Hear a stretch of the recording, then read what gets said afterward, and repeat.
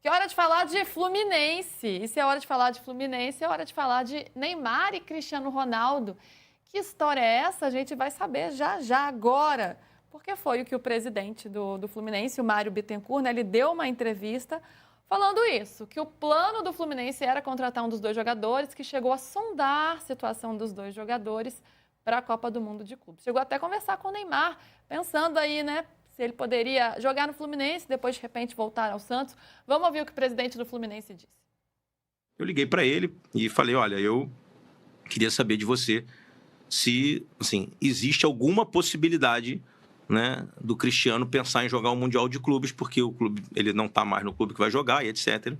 Se ele falou com você, se ele comentou com você, ele foi muito claro comigo, falou, presidente, ele não tem, enfim, nenhum interesse nesse momento em jogar no futebol brasileiro e etc. Eu sempre tento, nessas situações, eu sempre tento ir numa questão que é diferente de parte financeira, que é uma questão de envolvimento emocional, enfim, de projeto no sentido de idolatria, né? Aí falei para ele, pô, o Fluminense tem as cores da bandeira de Portugal, talvez fosse legal, pô, a gente trazer ele para cá, ele nunca jogou no Brasil, seria um sonho para nossa torcida, que é o Maracanã, isso a importância a gente ter o Maracanã. Tem que apelar para tudo. O maior estádio do mundo e coisa. Aí ele foi muito claro comigo também, assim, deixando muito claro a vocês. Vocês, na semana passada, não foi essa semana, e aí, para deixar muito claro, eu sou extremamente respeitoso com as instituições, eu falo de presidente para presidente, né? Enfim, o Renato Gaúcho é muito amigo do Neymar, e eu conversei com ele e falei, cara, o que você acha da gente, de repente, trazer o Ney para jogar o Campeonato Mundial aqui? Ele achou ótimo, enfim, falou com o Neymar, tá?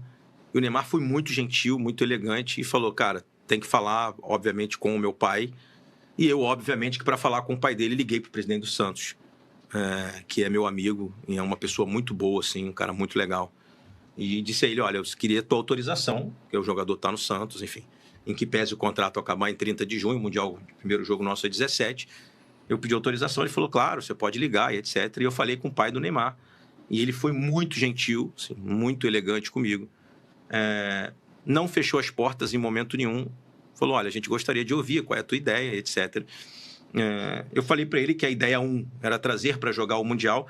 PVC, a gente viu a entrevista aí, né, do presidente Mário Bittencourt, chegou a conversar com o Neymar, falou que o staff do Neymar e o pai foram muito solícitos, mas que neste momento agradeceram a oportunidade, neste momento ele quer aprimorar a forma física, a condição física.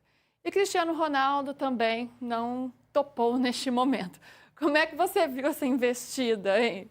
Eu não gosto. Eu gosto mais do discurso do Zé Boto e do Abel Ferreira, de que você está montando o time para o ano e não para o Mundial.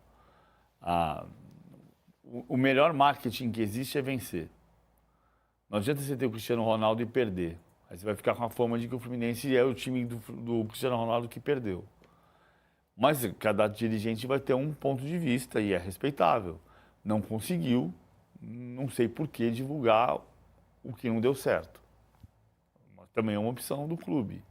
Entender que vamos falar sobre termos tentado trazer o Cristiano Ronaldo e o Neymar. O Neymar, alguém diria que o Fluminense não é departamento médico. A Leila disse isso no Palmeiras e ela acertou, porque depois se disse que o Neymar pai disse que ele veio para o Santos para se recuperar e se jogar. Amém. Ou seja, o Santos virou departamento médico. Se o Palmeiras não é, o Santos se colocou nesse lugar. Mas eu acho, ontem a gente falou uma coisa aqui, eu acho importante registrar isso aqui de novo, registramos no início do programa. Ontem a gente tinha informação de que, como a gente sabe, desde a matéria do Rodolfo Gomes e do Pedro Lopes, no UOL, que o contrato do Neymar oferece 4 milhões de reais por mês de salário, 4 milhões e 140 mil reais por mês, o que dá 20 milhões por 5 meses. E mais uma garantia de 15 milhões de dólares, que se representam 85 milhões de reais. 85 mais 20, 105 milhões de reais. E esses 85, ontem a gente falou com o Musetti aqui, o Musetti disse, olha, a informação que tem no Santos é que o Santos já conseguiu arrecadar os 70 desses 85.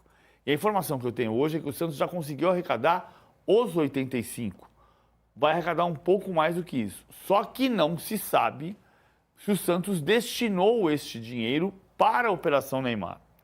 O que essa informação, combinada com a declaração do Neymar pai na semana passada, de que o Santos está gastando esse dinheiro em outras frentes, ou seja, o Santos pegou uma parte desse dinheiro, segundo o que eu apuro da informação que o Neymar pai deu, o Santos pegou uma parte desse dinheiro e destinou para contratar outros jogadores, Roleiser, Barreal, seja quem for.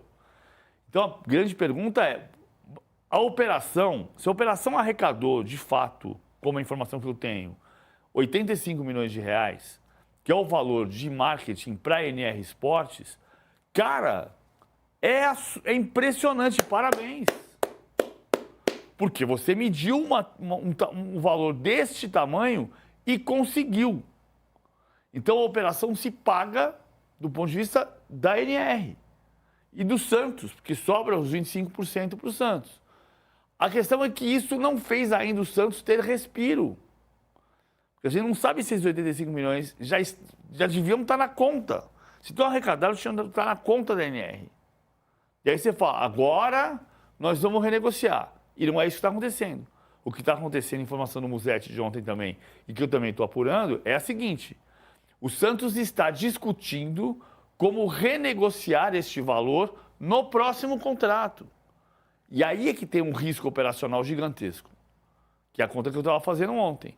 85. Se você arrecadou, deposita. Esquece esse dinheiro. Se você arrecadou e ficou com ele e vai tentar renegociar, 85 mais 85 são 170, mais 85 são 255. Mais juros é o preço da SAF que o Ronaldo pagou no Cruzeiro.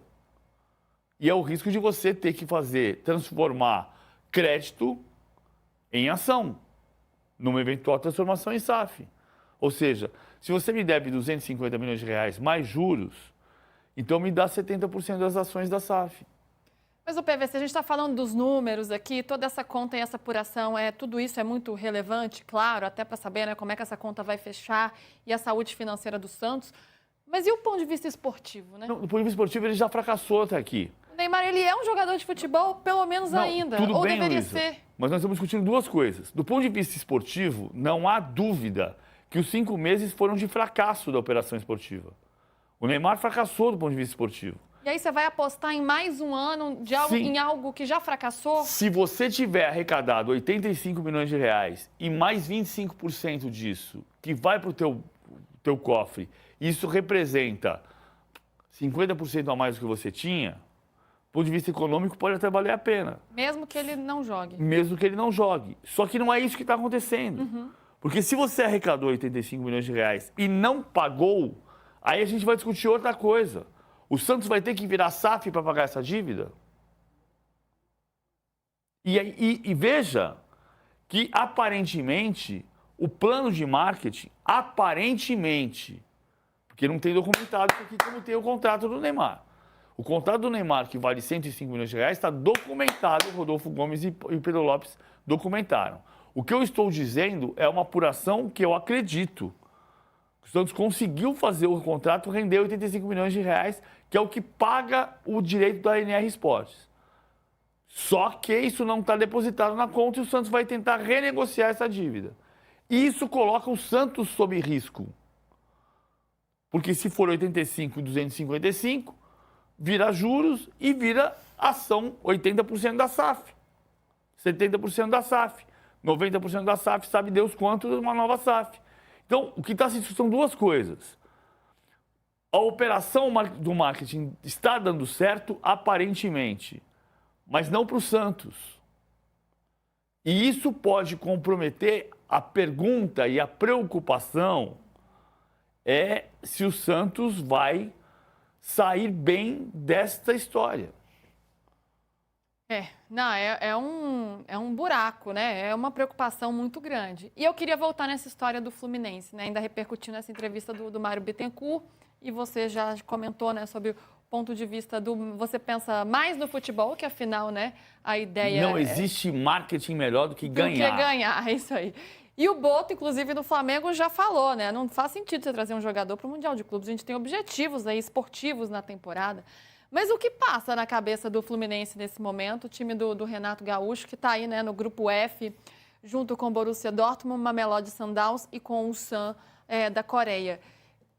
O Fluminense, que tem pretensões aí, embora não seja o time considerado mais forte, mas tem pretensões aí no Mundial de Clubes.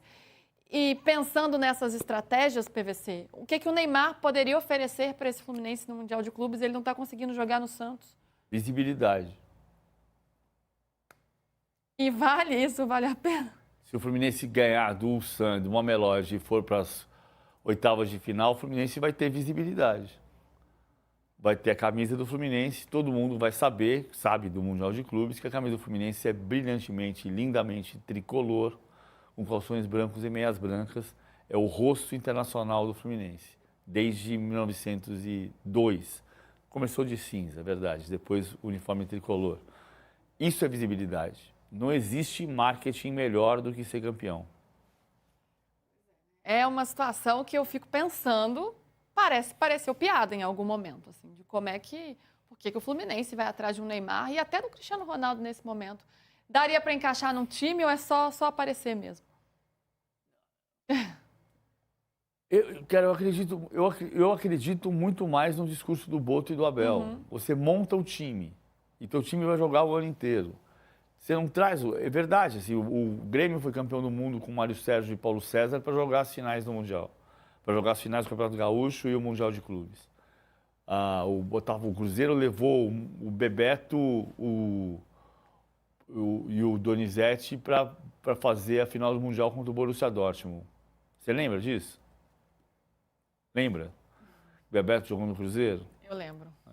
Jogou pro Mundial. Eu lembro.